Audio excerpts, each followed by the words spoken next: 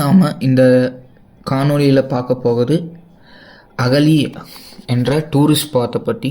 இந்த tourist spot எங்கே இருக்குன்னா, தமிழ்நாடு பார்டரான அட்டப்பாடி அப்புறம் ஆனைக்கட்டி கிட்ட இருக்குது.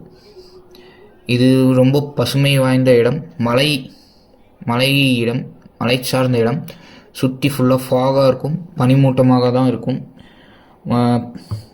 முக்கியமாக குளிர்காலத்தில் ரொம்ப குளிர் ஜாஸ்தியாகவும் பனிமூட்டமாக இருக்கவும் இடமாக தான் இது இருக்கும். இது அகலியில் சுற்றி நிறைய ஓடைகள் வருது. இந்த ஓடைகள் எங்கிருந்து பிரிந்து வந்திருக்குன்னா, சிறுவாணி ஆற்று தண்ணி தான் இங்கே ஓடைகளாக இது ஃபுல்லாகவே பிரிஞ்சு வந்திருக்கு. இது சுற்றி ஃபுல்லாகவே அமைதியாகவே இருக்கும்.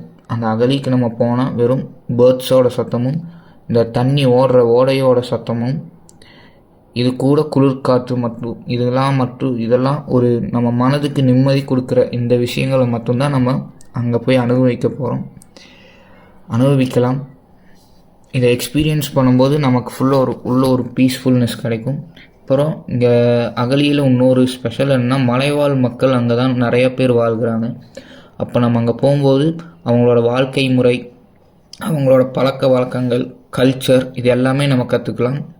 இல்லை கற்றுக்க முடியலன்னா தெரிஞ்சுக்கவாவது செய்யலாம். அப்புறம் இந்த மலை அகலியில் இருக்கும் எல்லா வயலும் விளையிற மோஸ்ட்டாக விளையிற பிளான்ஸ் எல்லாமே மருத்துவ குணம் வாய்ந்தது. அப்புறம் இந்த அகலியை நம்ம எப்படி எந்த வழியிலலாம் போகலான்னா, தமிழ்நாட்டு வழியாக போகும்போது கோயம்புத்தூர் காந்திபுரத்துலேருந்து போகிறக்கும் பஸ் இருக்குது. ஆனைக்கட்டி வழியாக போகும். கேரளாவிலேருந்து வரும்போது அட்டப்பாடி வழியாக வரும். இது ஒரு சிறந்த டூரிஸ்ட் ஸ்பாட். போய் 2 நாள் 3 நாள் கூட தங்கலாம், இல்லை 1 டே ட்ரிப்புக்கு கூட இது போகலாம். நன்றி.